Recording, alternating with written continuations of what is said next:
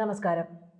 പാർലമെന്റിൽ ചർച്ച നടക്കുകയാണ്. ഓപ്പറേഷൻ സിന്ദൂറുമായി ബന്ധപ്പെട്ട് ഗംഭീര ചർച്ചയാണ് നടക്കുന്നത്. 15 മണിക്കൂർ നീളുന്ന ചർച്ച എന്നൊക്കെ പറഞ്ഞ് വായെടുത്ത് വെക്കുന്നതിന് മുമ്പ് പ്രതിപക്ഷത്തിൻ്റെ അണ്ണാക്കിൽ ആപ്പടിച്ച പോലെയായിപ്പോയി ഇപ്പോഴത്തെ സംഭവം. മറ്റൊന്നുമല്ല, പഹൽഗാം ഭീകരാക്രമണത്തിൽ 26 നിരപരാധികളുടെ ജീവനെടുത്ത ഭീകരരിൽ അവരുടെ സൂത്രധാരനായിട്ടുള്ള ഒരാളെ അടക്കം 3 പേരെയാണ് നമ്മുടെ സേന വധിച്ചത്. ഇതിനപ്പുറം ഒരു മറുപടി പാർലമെന്റിൽ പ്രതിപക്ഷത്തിന് കിട്ടാനുണ്ടോ എന്നുള്ളതാണ് ഒരു സംശയം. ആ സംശയം മാത്രം അവിടെ മുഴച്ചു നിൽക്കുകയാണ്. അന്നേരം അവിടെ എന്താണ് സംസാരിക്കുന്നത്? അവർക്ക് ഉണ്ട കിട്ടിയോ, നമ്മുടെ എത്ര ഉണ്ട പോയി, മിസൈൽ പോയി എന്നുള്ളതൊക്കെയാണ്. എന്തായാലും ഈ ഒരു ചർച്ച തുടങ്ങി വെക്കുമ്പോൾ തന്നെ അവർക്ക് കിട്ടുന്ന ഈ ഒരു മറുപടി എന്ന് പറയുന്നത്, നമ്മുടെ രാജ്യം, പ്രതിപക്ഷമായിക്കോട്ടെ ആരുമായിക്കോട്ടെ, സുഡാപ്പികളായിക്കോട്ടെ, നമ്മുടെ രാജ്യത്തിനകത്ത് നിന്ന് നമുക്കെതിരെ, നമ്മുടെ രാജ്യത്തിനെതിരെ പ്രവർത്തിക്കുന്ന ആരുമായിക്കോട്ടെ, അവർക്കൊന്നും ഇനി അധിക നാൾ ആയുസില്ല എന്ന് കൂടി പറഞ്ഞു വെക്കുകയാണ്. ഓപ്പറേഷൻ മഹാദേവിലൂടെ ഈ 3 ഭീകരരെ വധിച്ചതിലൂടെ നമുക്ക് മനസ്സിലാക്കാൻ കഴിയുന്ന കാര്യം, ഈ സൂത്രധാരൻ എന്ന് പറയുന്നത് ചില്ലറക്കാരൊന്നുമല്ല.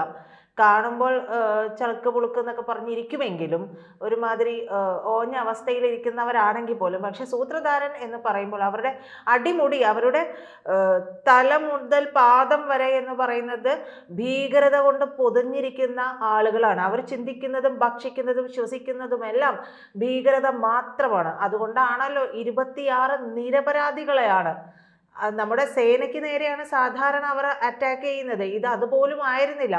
അതുകൊണ്ടാണ് രാജ്യം അത്രത്തോളം വേദനിച്ചത് എന്ന് വേണമെങ്കിൽ പറയാം.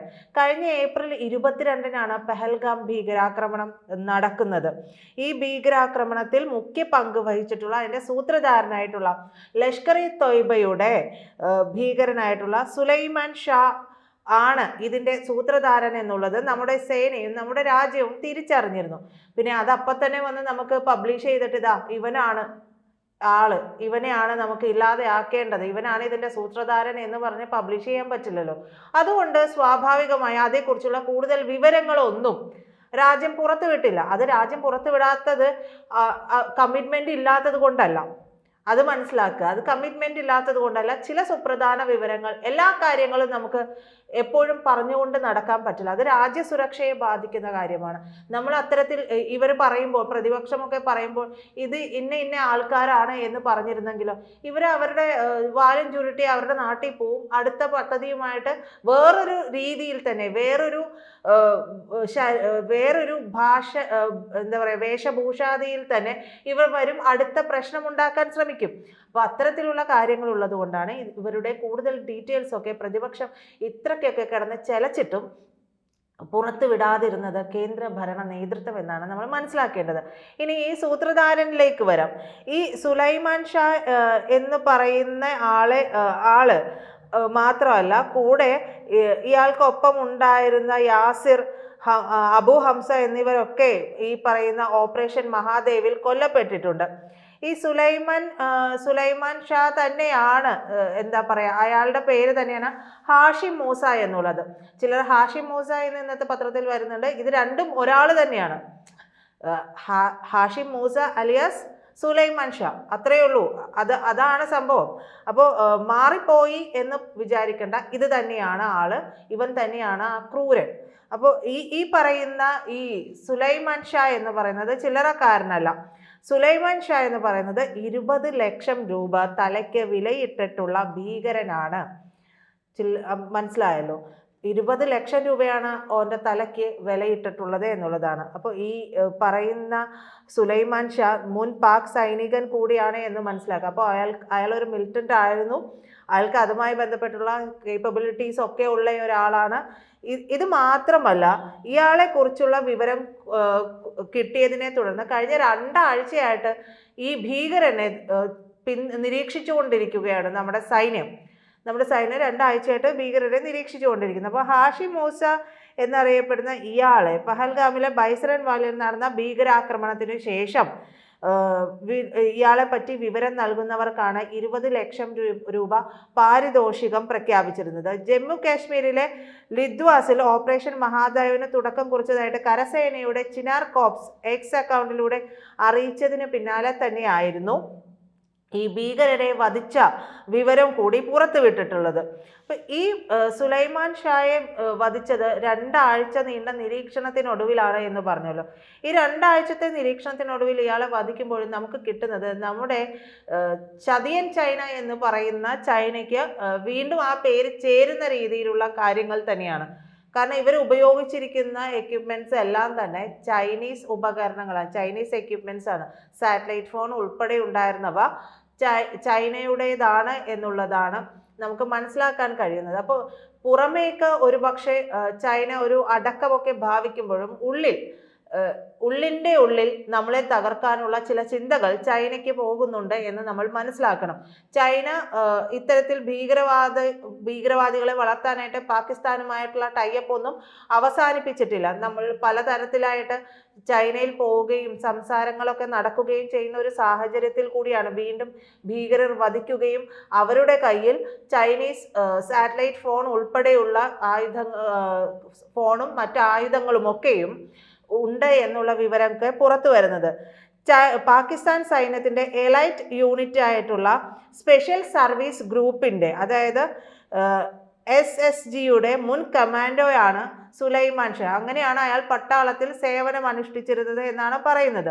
പിന്നീട് ഇയാൾ ലഷ്കർ ഇ തൊയ്ബയിലേക്ക് ഈ പ്രേമമൊക്കെ മൂക്കുമ്പോൾ അങ്ങനെയാണല്ലോ, പ്രേമത്തിന് കണ്ണും മൂക്കുമില്ല എന്ന് പറയുന്നത് പോലെ ഭീകരവാദത്തോട് പ്രേമം തോന്നിയതോടുകൂടി പാക് സൈന്യം വിട്ട്, ഇതിപ്പോൾ രണ്ടും തമ്മിൽ വലിയ വ്യത്യാസമൊന്നുമില്ല, പാക് സൈന്യം വിട്ടിട്ട് ലഷ്കർ ഇ തൊയ്ബയിലേക്ക്, മറ്റത് പേരിന് സൈന്യം എന്നൊക്കെ പറയും, ഒരു രാജ്യത്തിൻ്റെ സേന എന്ന് പറയും, ഇത് നേരെ തീവ്രവാദ ഗ്രൂപ്പാണ്, നേരെ അതിലേക്ക് പോയി ചേരുന്നു. അങ്ങനെയാണ് അയാൾ അതിലേക്ക് ചേരുന്നത്. ശ്രീനഗറിലെ മഹാദേവ് കൊടുമുടിയുടെ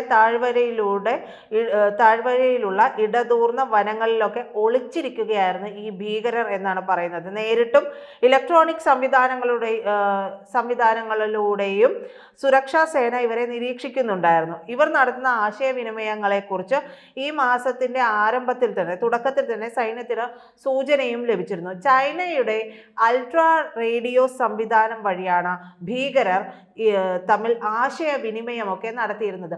അന്നും ഈ ഭീകരർക്കെതിരെ നടപടി തുടങ്ങുമ്പോഴും അവർ ഉപയോഗിച്ചിരുന്നത് അത്രയും ചൈനയുടെ ഇത്തരത്തിലുള്ള സാറ്റലൈറ്റ് ഫോണുകളും ആയുധങ്ങളും ഒക്കെയാണ് എന്നുള്ള വിവരമൊക്കെ നമുക്ക് ലഭിച്ചിരുന്നത്. അപ്പം നമ്മൾ കൈകൊടുക്കുന്നതും നമ്മൾ ചേർത്ത് നിർത്താൻ ശ്രമിക്കുന്നതുമൊക്കെ ഒരു തരത്തിൽ പറഞ്ഞാൽ പിൻവഴിയിലൂടെ നമുക്കെതിരെ തിരിയുന്ന ആളുകൾക്കെതിരെയാണ്. പക്ഷെ ഇതിൽ ഇപ്പോഴത്തെ ഒരു അവസ്ഥയിൽ പറയുമ്പോൾ പ്രതിപക്ഷം പല രീതിയിൽ ചൈനയ്ക്കോ പാകിസ്ഥാനോ ഒക്കെയോ വേണ്ടി ഒരുമാതിരി അച്ചാരം വാങ്ങി ചെയ്യുന്ന പോലെ ഒരു ഉളുപ്പുമില്ലാതെ വായിട്ടടിച്ചുകൊണ്ടിരിക്കുന്ന ഒരവസ്ഥയാണ്. എങ്ങനെയെങ്കിലും ഇവർക്ക് വേണ്ടിയിട്ട് സംസാരിക്കണം.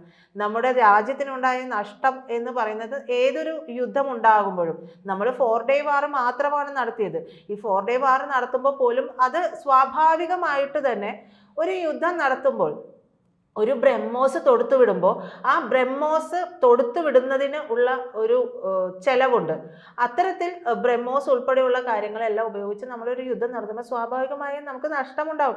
അത് നമുക്കെന്നല്ല, നമ്മുടെ രാജ്യത്തിനെന്നല്ല, യുദ്ധം നടത്തുന്ന ഏതൊരു രാജ്യത്തിൻ്റെയും അവസ്ഥ ഇത് തന്നെയാണ്. അതുകൊണ്ടാണ് യുദ്ധത്തിലേക്ക് പോകാൻ ആരും താല്പര്യപ്പെടാത്തത്. പക്ഷേ അമേരിക്ക, ചൈന, പാകിസ്ഥാൻ ഉൾപ്പെടെയുള്ള, അമേരിക്കയും ചൈനയും പാകിസ്ഥാന് എക്യുപ്മെന്റ്സ് എല്ലാം കൈ കൊടുത്തുകൊണ്ട് ചെയ്തുകൊണ്ടിരിക്കുന്നത് യുദ്ധം നടത്തിക്കൊണ്ട് നമ്മളെ ഇല്ലാതെയാക്കാനാണ്. അതായത് യുദ്ധം ചെയ്യേണ്ടി വരുമ്പോൾ നമ്മുടെ സാമ്പത്തിക അവസ്ഥ തകരുന്ന ഒരവസ്ഥയിലേക്ക് പോകും. ഇപ്പോൾ കുതിച്ചുകൊണ്ടിരിക്കുകയാണ്, നമ്മുടെ GDP എവിടെയോ എത്തി നിൽക്കുകയാണെന്ന് ഓർക്കണം. ആ GDP ഇല്ലാതെയാക്കാനും നമ്മുടെ മൊത്തത്തിൽ ഇന്ത്യയെ തകർക്കാനും വേണ്ടിയുള്ള ശ്രമങ്ങളാണ് ഇവർ നടത്തുന്നത്. പക്ഷെ അത് പ്രതിപക്ഷത്തിൻ്റെ മണ്ടയ്ക്ക് തോന്നുന്നില്ല എന്നുള്ളത് വളരെ അത്ഭുതകരമായിട്ടുള്ള ഒരു കാര്യമാണ്.